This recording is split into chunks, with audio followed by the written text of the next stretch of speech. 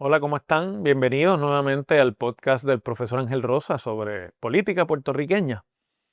Y bueno, yo quisiera poder dejar de hablar de este tema, porque es un tema que como que se ha vuelto repetitivo, pero no lo puedo hacer porque creo que se va a convertir en uno de los rasgos de este cuatrienio de gobierno en Puerto Rico. En la semana que transcurrió hasta el 23 de mayo, había surgido información al principio de la semana en el periódico El Nuevo Día en el sentido de que el presidente del Senado, Tomás Rivera Chats, y la gobernadora Jennifer González estaban en non-speaking terms, no se hablan.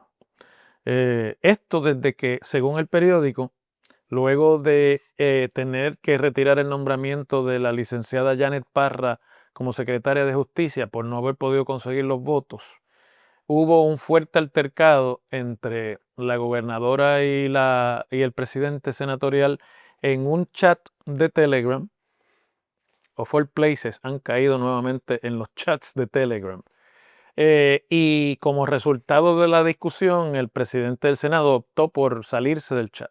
En ese chat también estaba el presidente de la Cámara de Representantes, con quien la relación, por lo menos hasta ahora, ha sido totalmente diferente. De hecho, la Cámara ha tenido un perfil muy bajo en este cuatrienio y ni siquiera como contrapeso del Senado se le ha podido notar. Bueno, el hecho es que todos pensábamos que eso tendría que ser la gota que colmaba la copa, porque una vez empiezan a salir públicamente detalles como eso, han tenido una pelea, no se hablan, están rotas las relaciones entre la Fortaleza y el Senado, se hablan a través de ayudantes, de Gerardo Flores, ayudante de Rivera Schatz, y de Lourdes Gómez, ayudante de la gobernadora para asuntos legislativos. Pues empiezan a resquebrajarse ya unas relaciones políticas que comienzan a hacer daño al interior del partido, es decir, las huestes más leales, los del corazón del rollo, comienzan a enojarse con el liderato cuando este tipo de pugnas pasa a ese nivel de diferencias y se convierte en un asunto personal, como el Nuevo Día asegura sus fuentes le han dicho, fuentes que son evidentemente de Fortaleza o gente de la Fortaleza. Pero ya cuando uno pensaba que por obligación de lo que debe ser la sana conducción de la estrategia de un partido político que está en el poder, se iba a empezar a bajar el diapasón de la discusión, el pasado jueves el presidente del Senado, desde el estrado presidencial del Senado y en contubernio con la delegación popular del Senado, algo que ya había empezado a aflorar en la consideración de la nominación de Arthur Garfield para secretario de Estado, que también se malogró porque no cumplía Garfield con los requisitos constitucionales para ser secretario de Estado. Eh, y fueron los populares los que llevaron la voz cantante de aquellas primeras denuncias. Y cuando algunos dentro del Partido Popular levantaron la preocupación de cuidado que no estén ustedes al entrar en esta pugna entre ellos sirviendo para una excusa para la reconciliación, la contestación de algunos senadores populares fue: no te preocupes que esto se está hablando con Rivera Chats. Y ya a mí eso, ¿verdad? Me empezó a dar la señal de que se están jugando muchos frentes en la pelea política entre Jennifer González y Tomás Rivera Chats. Entonces el jueves, el portavoz popular en el Senado, que es el senador Luis Javier Hernández, presenta una moción para que el Senado tome conocimiento de que hay 3 personas ocupando interinamente la Secretaría de Estado, la Secretaría de Justicia y la Secretaría del Trabajo. La señora Anabel Gualesca Colón, esposa del alcalde de Bayamón en Estado, el fiscal Rafael Siaca en Justicia, y ahora pues no recuerdo el nombre de la persona que está actuando de interina en el Departamento del Trabajo. Y entonces el presidente del Senado inmediatamente acoge la moción de la delegación popular, le da cabida, cosa que también es un poco usual en la legislatura, sobre todo viniendo de un partido de oposición que tiene una delegación de 5. Normalmente este tipo de denuncias que se sabe por dónde vienen son inmediatamente rechazadas por la mayoría. Rivera Chats la acoge, le da cabida, la aprueba y una vez la aprueba hace una advertencia en el sentido de que el Senado tomaba conocimiento de que estas tres personas estaban ocupando las secretarías de esos cuerpos y que tendría la gobernadora hasta el 30 de junio, que es el último día de la sesión, para hacer una designación de estas personas como secretarios, o el Senado iba a disponer de los nombramientos, que quiere decir, bueno, confirmarlos o no confirmarlos. Y esto ha traído toda una disputa constitucional sobre si los poderes del Senado llegan hasta la confirmación de personas en las jefaturas del gabinete que no han sido designados por la gobernadora para ocupar el puesto, porque la designación y nombramiento de los funcionarios del gabinete y jefes de agencia es una potestad exclusiva bajo la Constitución de la gobernadora. El Senado no tiene poder para designar funcionarios a dirigir agencias. El Senado solamente puede darle consejo y consentimiento a las designaciones del gobernador y puede, y esto lo quiero explicar porque ha traído mucha confusión, darle visto bueno a las designaciones de interinos que van a ocupar el interinato por periodos largos. Algo que el Código Político en Puerto Rico crea para evitar que con el subterfugio de los interinatos se le dé la vuelta al otro poder constitucional que tiene el Senado de confirmar nombramientos para la jefatura de las agencias. Es decir, para que no pueda haber un interinato que dure indefinidamente y que no tenga que ir entonces a consideración del Senado un nombramiento, ¿no? Porque ambos extremos serían inconstitucionales. Pero el Senado se ampara en una regla 47.3 de su reglamento interno, en la que básicamente se faculta el propio Senado a tomar conocimiento de nombramientos en el gabinete, aunque el nombramiento no haya sido enviado por el gobernador o por la gobernadora al Senado, eh, pero no son nombramientos en propiedad. Bueno, aquí esto se generó una disputa porque la delegación del PIB, la de la senadora María de Lourdes Santiago, yo creo que con razón planteó que el Senado vaya a no confirmar o a confirmar personas al gabinete que no han sido designados por la gobernadora. No es un poder constitucional del Senado. Y leí una opinión del constitucionalista licenciado Carlos Ramos, que decía, bueno, yo creo que esto ya se está pasando del tema constitucional, ¿verdad? En fin, evidentemente el Senado no, ni ha sido nunca la intención constitucional que el Senado pueda llenar vacantes en los puestos del gabinete, sean de la sucesión del gobernador o sean de la jefatura de una corporación o de una agencia pública. No hay poder del Senado para llenar vacantes en el equipo del Ejecutivo, porque son dos ramas separadas y existe un principio fundamental básico de separación de poderes aquí.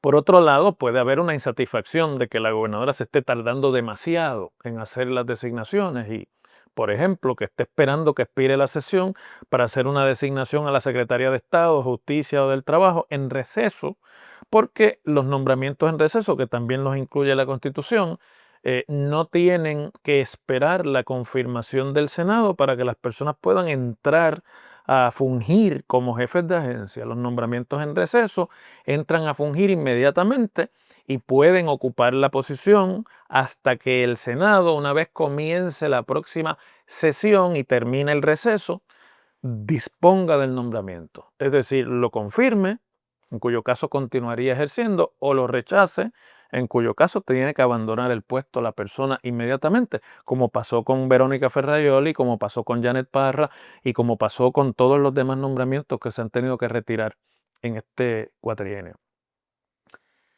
Entonces, quiero ir poco a poco, porque como son tantas cosas parecidas pero distintas, pues se puede haber confusión aquí, ¿verdad?